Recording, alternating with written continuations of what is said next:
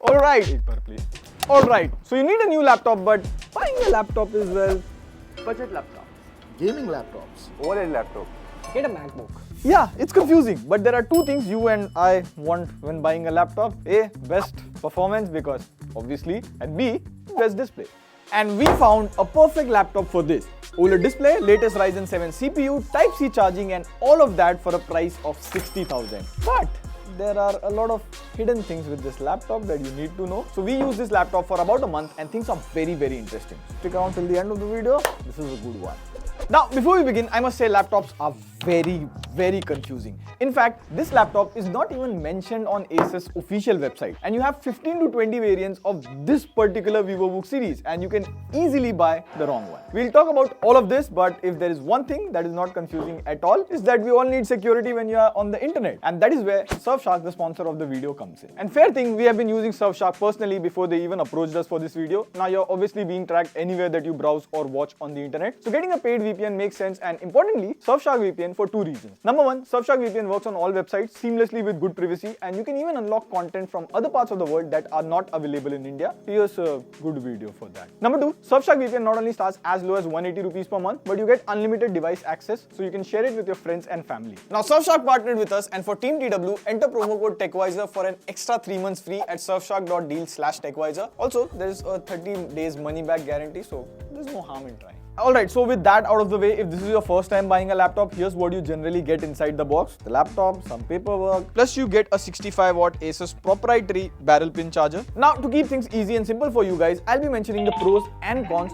things that I really liked and things which I feel could have been better or ones I didn't like, and you must know that. Starting with the first pro, build and design. Now, I travel to office every day, so I personally prefer if the laptop is lightweight and easy to carry. And in that regard, this VivoBook is just perfect. Like, the laptop is made from polycarbonate, so see, it weighs in around 1.65 kgs, which is pretty normal. And it fits easily in this cute blue bag, very easily. Link please. Offline, yeah. Besides this, the laptop looks very sleek and elegant.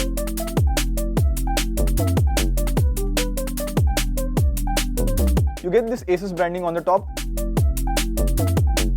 Also, let's talk about the hinge quality. A lot of you guys ask about screen wobble. So see, if you hit the screen like this and say the screen wobbles, then obviously the screen will wobble. Every laptop more or less wobbles, but why would you do that? What would you rather do is use the laptop on your lap like a laptop and type and see, does it wobble? Sort of does, but very less, like 100% usable this way. Now yes, there is a bit of deck flex in the keyboard, but nothing major, and you also get this design on the enter key. Which brings me to the keyboard. Now, I do a lot of writing on my computer, like writing the video scripts, tweeting back and forth, and in that regard, the typing experience on this keyboard is pretty good. So the keyboard has this sort of matte finish, and the keyboard looks clean and neat.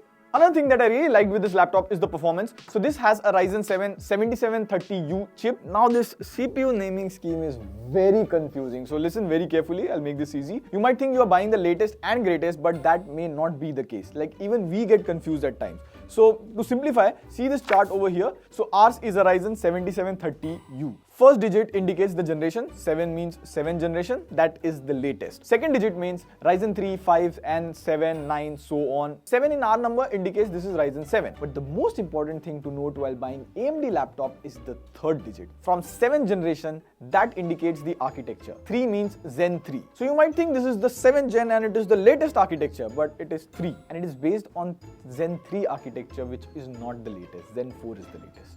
And it is horrible. Like you could easily mistake and get a latest 7th gen series, but it could be based on Zen 2 architecture, which is old. Like, come on AMD. All of this aside, the performance here is pretty powerful for the price. So here I ran the Cinebench benchmark. It rates your CPU and it scored more than 10,000, which is pretty good for this CPU. Also, if I open a 4K YouTube video, TechWiser's web page, paint and type on Word, see there is no lag or anything. So generally this is good at multitasking. Also, since this is a Ryzen 7 chip, you can do heavier tasks. So see here, I'll open this PSD file in Photoshop and I can add layers, color grade, add text. There's no lag or anything. Like in my usage, I made many thumbnails of our videos on this and I had no performance issues. Now yes, if you do 4K video editing and push it to the limit, then the laptop will slow down. Also, this is technically not a gaming laptop, so if you fire up heavy games like Forza, you'll get this message. Now you can still play the game by clicking on ignore warning, but then again, the FPS, even on low settings, is not that good. However, other games like Counter-Strike is still playable at low settings.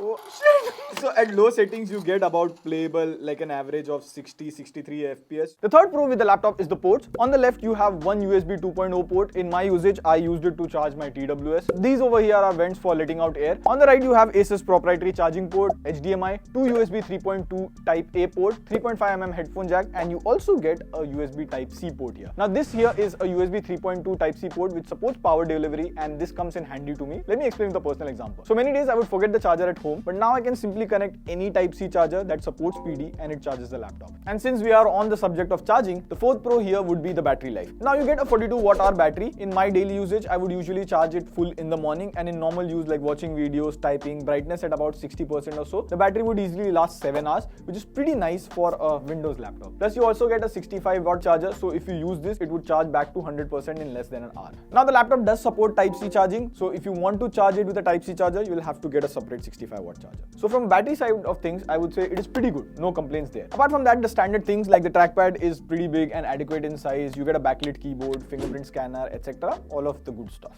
But what you also get, and could be a problem for most, is this OLED display. And I'm sure you must be wondering, Pratik, this is the USP of the laptop, why haven't you talked about it yet?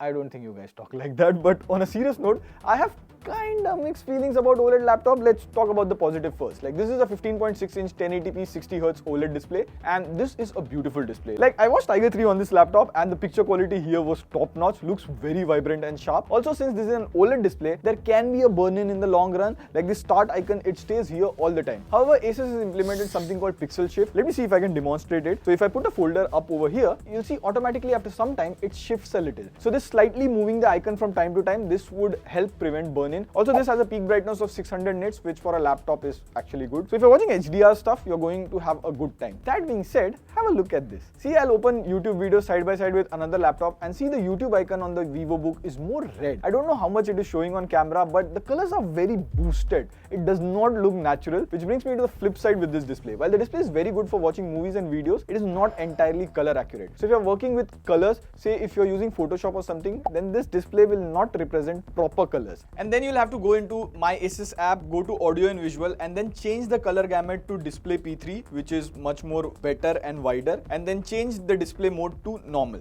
This kind of fixes the issue, but I would still say that the colors here are very off. Like the blue of the start icon, look here. So then I had to go into the AMD software and manually tweak the colors. Since I am a tech enthusiast, I know this. A lot of normal users may not know this, and this boosted colors can be a bummer. Other than that, the biggest issue I had with this laptop is the speakers. Firstly, the speakers are positioned right at the bottom and it completely blocks the audio. And secondly, have a listen to this.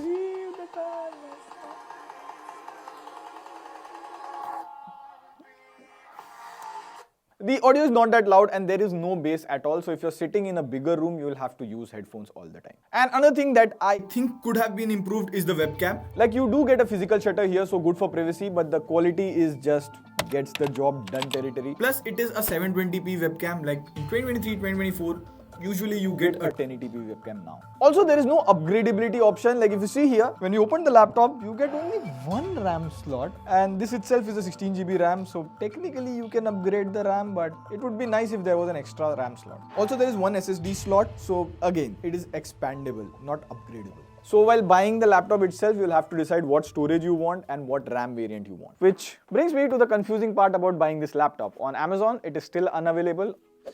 Okay, so funny thing, it is now available on Amazon, but the conclusion still holds true.